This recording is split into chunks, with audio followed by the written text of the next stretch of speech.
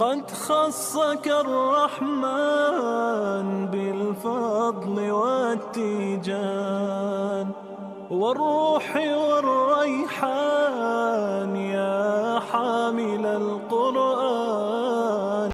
اعوذ باللہ من الشیطان الرجیم بسم اللہ الرحمن الرحیم. لیس البر ان تولوا قبل المشرق والمغرب. یہودی مسلمانوں کو طعنہ دیتے تھے کہ یہ بیت المقدس کی طرف منہ کر کے نماز پڑھتے تھے، اور اب انہوں نے اپنا قبلہ بدل کر بیت اللہ کی طرف منہ کر کے نماز پڑھنی شروع کر دی ہے. ان کا قبلہ بدل کے نماز پڑھنا یہ کوئی نیکی نہیں. اللہ رب ذوالجلال نے جواب دیتے ہوئے ارشاد فرمایا کہ مشرق و مغرب یا بیت المقدس کی طرف منہ کر کے نماز پڑھنا ہی نیکی نہیں، بلکہ نیکی کیا ہے. اس آیت مبارکہ میں 16 بڑی بڑی نیکیاں گنوائی گئی ہیں، اس لیے اس آیت کو آیت بر کہتے ہیں. آئیے سنتے ہیں کہ وہ 16 بڑی نیکیاں کون کون سی ہیں.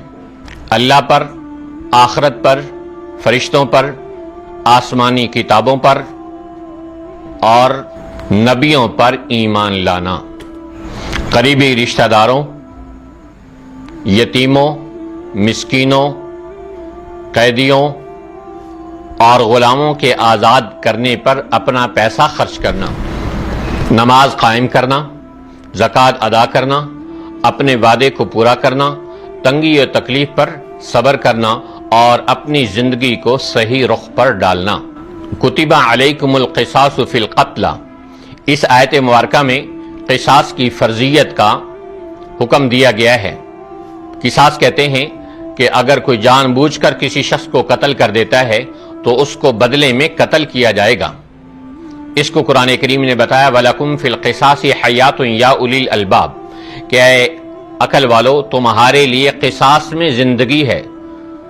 وہ اس طرح کہ اگر قاتل قتل نہیں کرے گا تو وہ قتل ہونے سے بچ جائے گا تو قاتل کو زندگی مل گئی، اور مقتول جب قتل ہی نہیں ہوگا تو اس کو بھی زندگی مل گئی. اس لیے فرمایا قصاص میں دونوں کے لیے زندگی ہے. الحر بالحر والعبد بالعبد والانثى بالانثى. دو قبیلے تھے جو یہ کہتے تھے کہ اگر ہمارا غلام قتل کیا جائے گا تو اس کے بدلے میں تمہارا آزاد آدمی ماریں گے، اور اگر ہماری عورت قتل کی جائے گی تو اس کے بدلے میں ہم تمہارا مرد قتل کریں گے. تو اللہ تعالیٰ نے اس کا جواب دیتے ہوئے ارشاد فرمایا نہیں، الحر بالحر والعبد بالعبد والانثى بالانثى. آزاد کے بدلے میں آزاد، غلام کے بدلے میں غلام، اور عورت کے بدلے میں عورت قتل کی جائے گی. یا ایھا الذین آمنوا کتب علیکم الصیام کما کتب علی الذین من قبلکم. اس آیت مبارکہ میں روزے کی فرضیت کا حکم دیا گیا ہے کہ اے ایمان والو روزے تم پر فرض کیے گئے ہیں جیسا کہ تم سے پہلے لوگوں پر فرض کیے گئے تھے. لعلکم تتقون.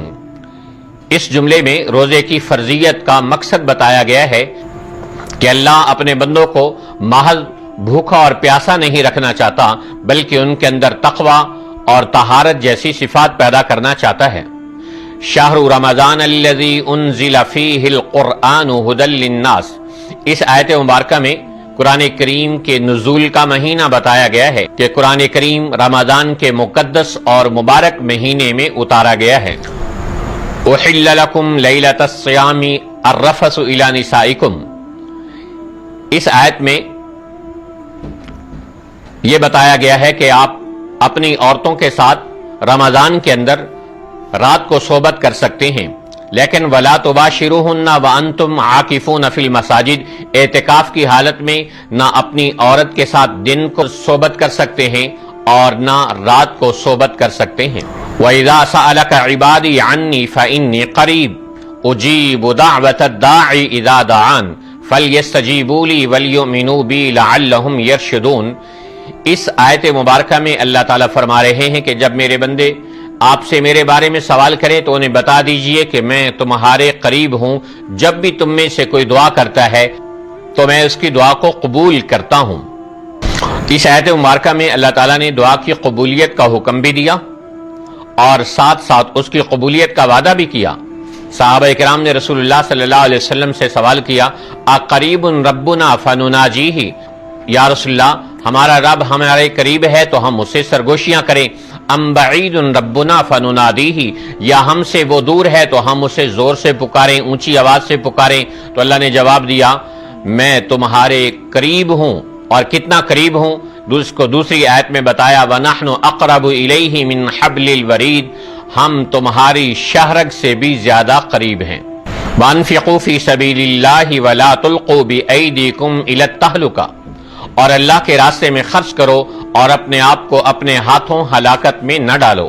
اس آیت مبارکہ میں یہ بتایا جا رہا ہے کہ اللہ کے راستے میں خرچ نہ کرنا اپنے آپ کو اپنے ہاتھوں ہلاکت میں ڈالنے کے مترادف ہے۔ وَأَتِمُّوا الْحَجَّ وَالْعُمْرَةَ لِلَّهِ، اور حج اور عمرہ اللہ کے لیے مکمل کرو۔ اس آیت مبارکہ میں حج کے اور عمرہ کے احکامات بیان کیے گئے ہیں کہ حج کا احرام مخصوص مہینوں میں باندھا جا سکتا ہے اور مخصوص مہینوں میں ہی حج کیا جا سکتا ہے، جبکہ عمرہ پورا سال کیا جا سکتا ہے۔ اسی طرح حج کے دنوں میں خرید و فروخت جائز ہے، اور قریش کی ایک بدعت یہ تھی کہ وہ حج کے موقع پر مزدلفہ جاتے تھے تو عرفات میں نہیں جاتے تھے۔ انہیں بتایا گیا کہ اپنے آپ کو مخصوص نہ بناؤ اور میدان عرفات میں بھی جانے والے بنو۔ اسی طرح مشرکین مینا کے اندر اپنے آباء و اجداد کے کارنامے بتا کر ان پر فخر کیا کرتے تھے، تو حکم دیا گیا کہ مینا میں جا کر اللہ کا ذکر کرنے والے بنو۔ یا ایھا الذین آمنوا کتب علیکم القتال وہو کرہ لکم وعسى ان تکرہوا شیئا وہو خیر لکم وعسى ان تحبوا شیئا وہو شر لکم واللہ یعلم وانتم لا تعلمون۔ اس آیت مبارکہ میں جہاد کی فرضیت کا اعلان کیا گیا ہے کہ اے ایمان والو، جہاد تمہارے اوپر فرض کیا گیا ہے اور وہ تمہیں ناگوار گزرتا ہے، اور ہو سکتا ہے تم ایک چیز کو ناگوار سمجھو اور اس میں تمہارے لیے خیر ہو، اور ہو سکتا ہے کہ تم ایک چیز کو اپنے حق میں بہتر سمجھو اور اس میں تمہارے لیے شر ہو۔ تو جہاد سے طبیعت گھبراتی ہے، اور جہاد تو فرض ہے اور قیامت تک جاری رہے گا۔ رسول اللہ صلی اللہ علیہ وسلم کا فرمان ہے الجہاد ماضٍ الی یوم القیامہ، جہاد قیامت تک جاری رہے گا۔ حق و باطل کی آمیزش، تقابل اور ٹکراؤ قیامت تک جاری رہے گا، لہذا جہاد بھی قیامت تک جاری رہے گا۔ یسألونک عن الخمر والمیسر قل فیہما اسم کبیر ومنافع للناس واسمہما اکبر من نفعہما۔ اس آیت مبارکہ میں شراب اور جوئے کی مذمت کی گئی ہے اور اس کے نقصانات بتائے گئے ہیں کہ تمہیں جو اس کے اندر کچھ فوائد نظر آتے ہیں وہ کم ہیں، اور اس کے نقصانات اس سے بھی کہیں زیادہ ہیں۔ ایک مرتبہ ابو علی سینا نے ایک کتاب لکھی جس میں شراب کے 50 فوائد لکھے، اور پھر 150 کے قریب اس کے نقصانات لکھ کر اللہ کے قرآن کی صداقت پر مہر لگا دی کہ اللہ کا قرآن یہ کہہ رہا ہے کہ اگر شراب اور جوئے میں تمہیں کچھ فائدے نظر آتے ہیں تو یہ فائدے اس کے نقصانات کے مقابلے میں بہت کم ہیں۔ شراب انسان کو بزدل اور بے غیرت بناتی ہے اور انسان کو ماں باپ کی تمیز سے محروم کر دیتی ہے اور بڑھاپے سے دوچار کر دیتی ہے، اور ایک حدیث میں فرمایا گیا کہ شراب تمام خطاؤں کی جڑ ہے۔ یسألونک عن المحیض قل هو اذى فاعتزلوا النساء في المحیض ولا تقربوهن حتى يطهرن۔ اس آیت مبارکہ میں بتایا گیا کہ مینسز کی حالت میں اپنی عورتوں کے قریب نہ جاؤ، اور اس کی وجہ یہ ہے کہ اس حالت میں بہت سارے ایسے جراثیم انسانی بدن سے نکل سکتے ہیں کہ جس کی وجہ سے میاں بیوی کی صحت کو شدید خطرات اور نقصانات لاحق ہو سکتے ہیں۔ حافظوا علی الصلوات والصلاۃ الوسطی، نمازوں کی حفاظت کرو، خصوصاً درمیانی نماز یعنی عصر کی نماز کی حفاظت کرنے والے بنو۔ اس آیت میں مسلمانوں کو نمازوں کا اہتمام اور اس کی پابندی کرنے کا حکم دیا گیا، اور خصوصاً عصر کی نماز جو کاروبار کے وقت میں ہوتی ہے اس کی خاص حفاظت کی تاکید کی گئی ہے۔ الم تر الی الذین خرجوا من دیارہم وہم الوف حذر الموت فقال لهم اللہ موتوا ثم احیاہم۔ اس آیت مبارکہ میں ایک قوم کا تذکرہ کیا گیا ہے کہ جو طاعون کے ڈر سے اپنا علاقہ چھوڑ کر پہاڑوں میں جا بسی، اور اللہ کا حکم وہاں آیا اور وہ 10 کے 10,000 لوگ مارے گئے۔ پھر حضرت حزقیل علیہ السلام کا وہاں سے گزر ہوا، انہوں نے دعا کی تو اللہ تعالیٰ نے ان کی دعا کی برکت سے اس قوم کو دوبارہ زندگی عطا فرمائی۔ اللہ لا الہ الا هو الحی القیوم لا تأخذہ سنۃ ولا نوم۔ کون سا مسلمان ہے جو آیت الکرسی سے واقف نہ ہو؟ آیت الکرسی قرآن کریم کی شان، مقام اور مرتبے کے اعتبار سے سب سے بڑی اور عظیم الشان آیت ہے۔ آپ نے فرمایا جو ہر فرض نماز کے بعد اسے پڑھ لے تو اس کے اور جنت کے داخل ہونے میں صرف موت رکاوٹ ہے۔ صحابہ کرام اپنے گھروں میں اس کو اہتمام کے ساتھ پڑھا کرتے تھے تاکہ شیاطین گھر میں داخل نہ ہو سکیں۔ حضرت عبد الرحمن ابن عوف رضی اللہ تعالیٰ عنہ گھر کے چاروں کونوں میں پڑھ کر دم کیا کرتے تھے۔ اور علماء کرام فرماتے ہیں کہ آدمی اگر ہر فرض نماز کے بعد 11 مرتبہ آیت الکرسی پڑھنے کا اہتمام کر لے تو دنیا کا کوئی جادو اس پر اثر نہیں کر سکتا۔ اگر کر دیا گیا ہو تو 11 مرتبہ ہر فرض نماز کے بعد آیت الکرسی پڑھنے والے کے اوپر سے ہر قسم کا جادو اتر جاتا ہے۔ الم تر الی الذی حاج ابراہیم فی ربہ، اس آیت مبارکہ میں حضرت ابراہیم علیہ السلام کا نمرود کے ساتھ مناظرہ بتایا گیا ہے کہ حضرت ابراہیم علیہ السلام نے کہا کہ اے نمرود تم خدائی کے دعوے دار ہو تو میرا اللہ زندہ کرتا ہے اور موت دیتا ہے۔ اس نے کہا انا احی و امیت، زندگی اور موت تو میرے بھی ہاتھ میں ہے۔ ایک بے قصور انسان کو پھانسی پہ چڑھا دیا اور ایک پھانسی کے سزاوار کو آزاد کر کے کہنے لگا یہ لو زندگی اور موت تو میرے بھی ہاتھ میں ہے۔ تو حضرت ابراہیم علیہ السلام نے کہا میرا رب تو سورج کو مشرق سے نکالتا ہے، تو رب ہے تو مغرب سے نکال کے دکھا۔ فبہت الذی کفر، یہ دیکھ کر اس کی بولتی بند ہو گئی اور اس کے چھکے چھوٹ گئے اور اس سے کوئی جواب نہ بن سکا۔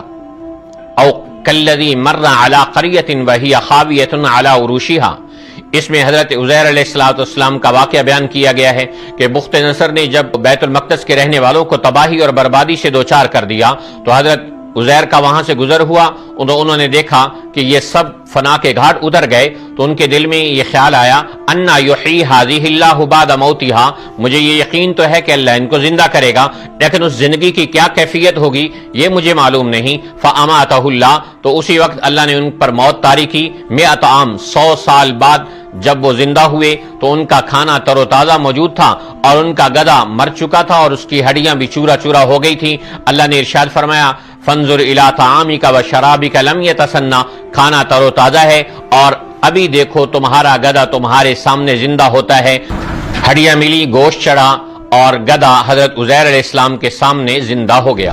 وَإِذْ قَالَ إِبْرَاهِيمُ رَبِّ أَرِنِي كَيْفَ تُحْيِي الْمَوْتَى، اس میں حضرت ابراہیم علیہ السلام کا ایک قصہ بیان کیا گیا ہے 4 پرندوں کے ساتھ کہ ابراہیم علیہ السلام نے کہا اللہ آپ مجھے دکھائیے کہ آپ مردوں کو کیسے زندہ کریں گے۔